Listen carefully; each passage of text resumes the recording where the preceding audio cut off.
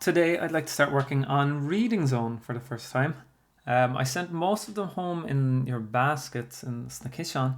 There were a few of them that we didn't have that were missing, so we had to reorder them, and I think they've been sent out in the post. If you don't have it, let me know, please. So we're on the third class Reading Zone, the Talking Horse, and we'll do our first story this year. But first off, I just want to briefly discuss why we do books such as Reading Zone. So it's an English reading program for primary schools. And obviously, if we pick a story, well, today we're going to be looking at the second story on page, it starts on page 8, and it's called Eat Your Veggies.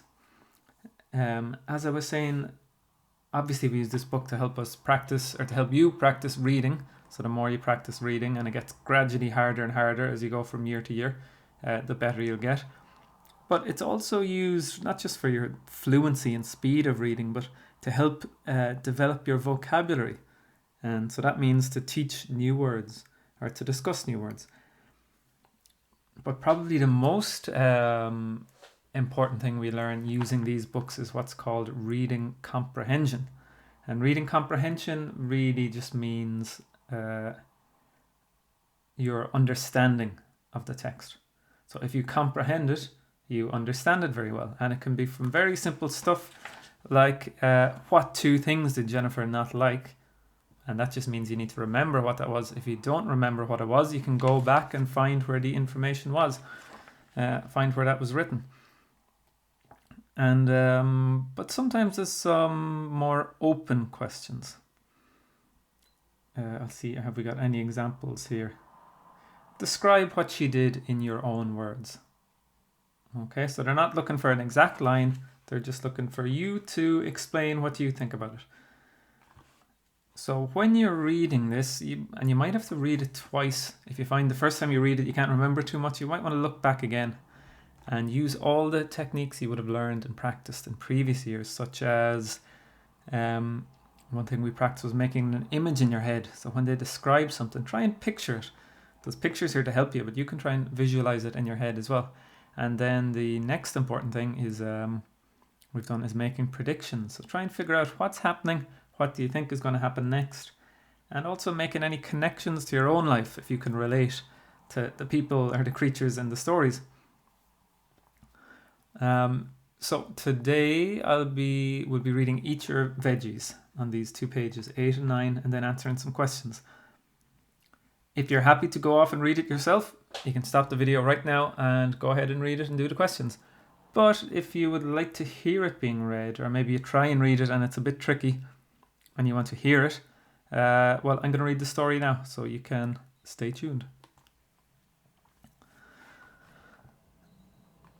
So this is from a book called Eat Your Veggies by Jane C. Scott. I don't like being small and I don't like vegetables. Now, I guess this is in red because that's a tricky word to spell. We don't really say vegetables, we say vegetables usually. Every time we sit at the table for dinner, Mum says, "Eat your veggies, Jennifer." And I say to Mum, "But I don't like veggies." And she says, "They'll make you grow big and strong." And I'm sure some of you have heard that at home. But I never seem to grow any bigger, so most of the time I try not to eat my veggies. But sometimes Mum gets really angry. Then I try to eat them, but the vegetables make me feel sick.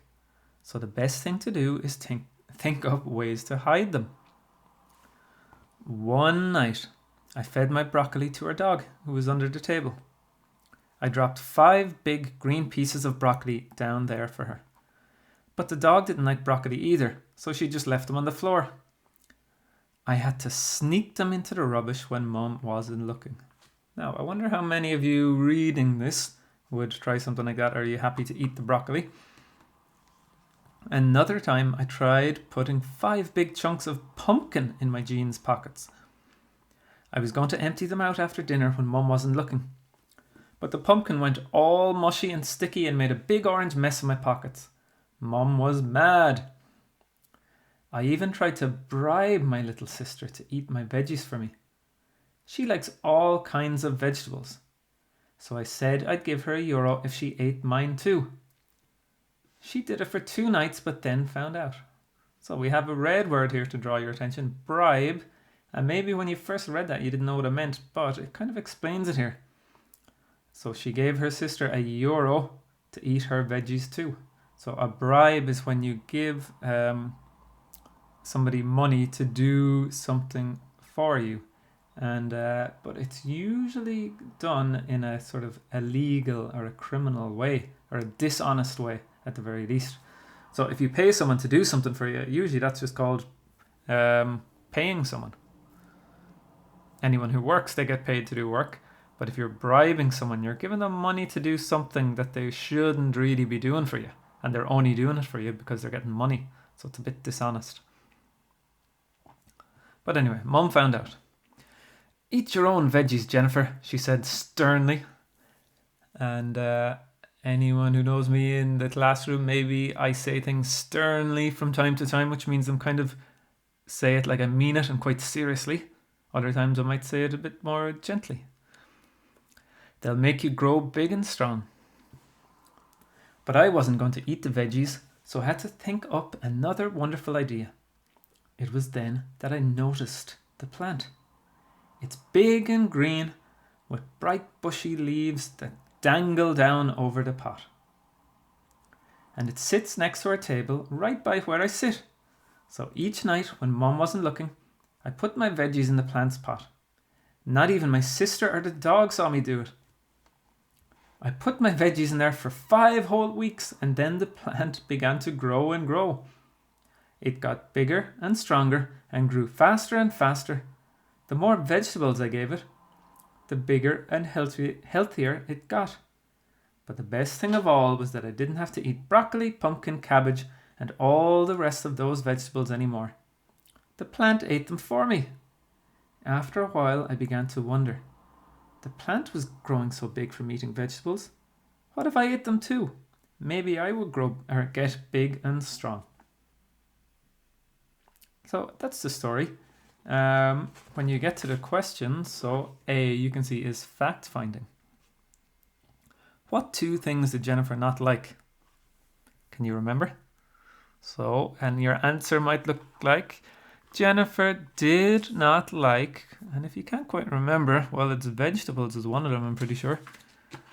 Oh, first line, I don't like being small and I don't like vegetables. So your answer will say, Jennifer, what did she, where is it? Did she not like? Jennifer did not like being small and vegetables. What vegetable did Jennifer try to feed her dog? Maybe you remember that. If not, go look back. When we get to B, then you're choosing the word closest in meaning to the underlined word. Okay, so I never seem to grow any bigger. So the underlined word is seem, and which of the other words is closest in meaning? I never begin to grow any bigger. I never appear to grow any bigger. I never start to grow any bigger. Or I never want to grow any bigger. So if you seem to grow something, that's appears. So I never appear to grow any bigger. These ones can be a little bit tricky. You might want to ask someone at home from time to time if you're stuck